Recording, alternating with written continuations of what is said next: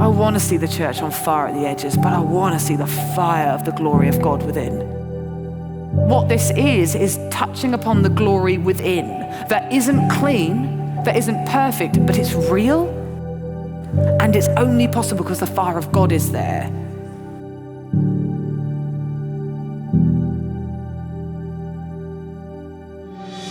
Church, you don't need to have it all together and be these perfect people inside and outside. What I mean is that you let the fire of God dictate your culture in such a way you're not afraid to do the most vulnerable thing in public, which is pray for a miracle that literally can't happen unless God chooses to. And yet you cry and grieve and go for it together. That tastes of something that is not of this world. That wakes people up that didn't even know the fire of God was real, let alone dwelling with us. Maybe the fire of God blazes fiercest where it's needed most.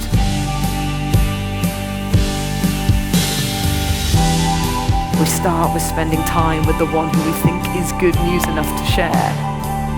I think of Jesus as he sits around the table, that prophetic symbol of the heavenly banquet. And I think of the fire of God within and the fiery edges of the glory of God without. That means he eats with sinners and tax collectors, men and women, young and old, rich and poor. And those that he should ignore, hate, ostracize or shame, he says, you have a seat at my Father's table. Come sit alongside me and let us eat together.